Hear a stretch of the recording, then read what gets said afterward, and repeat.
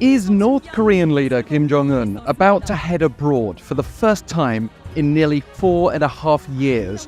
The indications are that it's very possible, with dormant alliances being cemented anew and with the associated dangers of old battle lines being redrawn. Reports suggest Kim Jong-un could head to Russia as soon as next week. The initial story emerged in the New York Times Monday, citing unidentified American and Allied officials and claiming that Kim may soon travel by armored train to Vladivostok to meet with Russian President Vladimir Putin. That's where they held talks in April 2019, the last time the North Korean leader ventured outside of his home country, having also met US President Donald Trump in Vietnam in February of that year.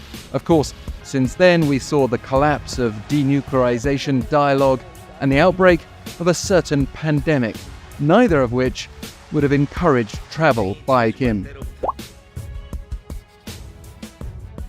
So, why would he be meeting Putin now?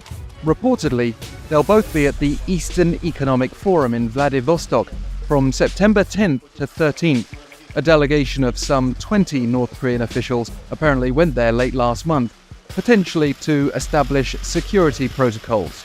And the real motivator here seems to be discussing an arms deal, a subject of great interest to the US in recent months.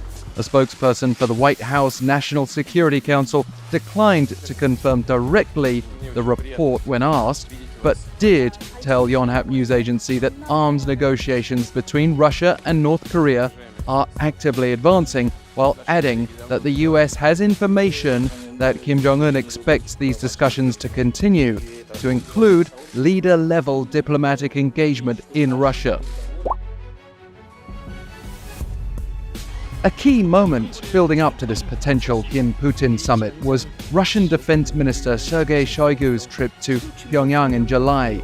The US spokesperson said a second group of Russian officials had again traveled to North Korea following Shoigu for follow-on discussions about potential arms deals. And we've also been told by the US side that Kim and Putin may have been discussing such deals in letters to each other.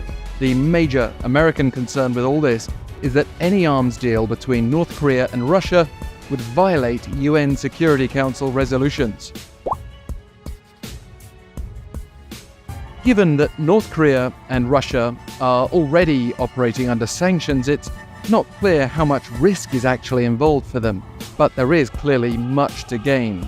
For one, it would signal a boost for North Korea's regional alliances alongside its China relationship to counterbalance the recently strengthened trilateral cooperation between South Korea, the US, and Japan. For instance, we've also found out that Russia proposed conducting three-way naval exercises with North Korea and China when Shoigu met Kim Jong-un in July.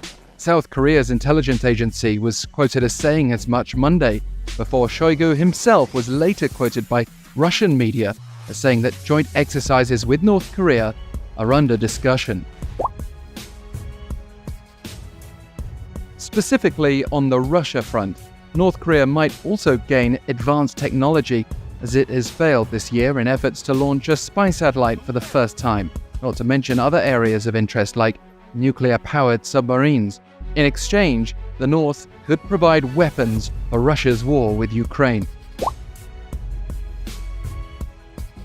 We might get an indication of this growing three-way alliance between Pyongyang, Moscow, and Beijing when and if Chinese and Russian delegations attend North Korea's expected military parade this weekend, just as they did earlier this summer.